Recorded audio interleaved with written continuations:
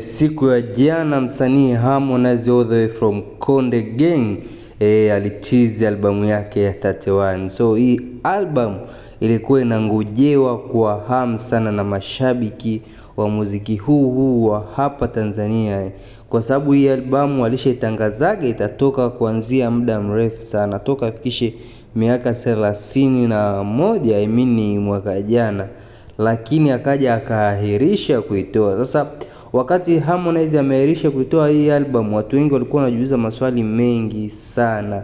Maswali hayo ni kama, je, hii album itaendelea kuitwa hivyo hivyo 31 album au itakuwa inaitwaje, au atabadilisha jina? Lakini Harmonize akabakia na msimamo wake huo wa kuendelea kuita hii album 31 album, kwa sababu mpaka sasa hivi bado ana miaka 31 nadhani miezi ya mbele hapo ndo anaweza akafikisha miaka 32. Lakini siku ya jana Harmonize mwenyewe ametease kwamba albamu inatoka mwezi wa 8. Mwezi uliopita alitease, ya mwezi wa 7 alitease akasema albamu ya 31 itatoka mwezi wa 8.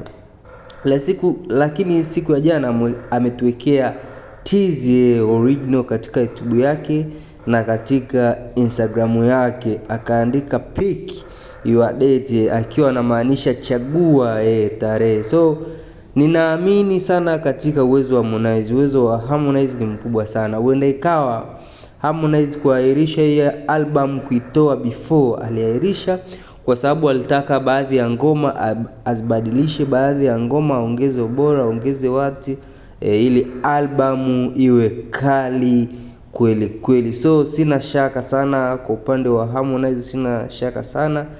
Tunamjua yuko vizuri, yuko vizuri sana, kuanzia kwenye uandishi, kuanzia kwenye melody. Huenda hii album ya 31 ikaja kufanya maboresho makubwa zaidi, ikaja kufanya matokeo makubwa zaidi katika industry yetu ya muziki wetu wa hapa nchini. So maoni yako ni yapi kuhusiana na issue nzima ya Harmonize pamoja na albamu yake ya 31? So unaweza ukatuandikia maoni yako kupitia hapo chini sehemu ya comment section. Usisahau kulike, kucomment pamoja na kusubscribe. Jina langu mimi ni Crown Prince wa Msangi Entertainment. Asante sana, bye bye, next time.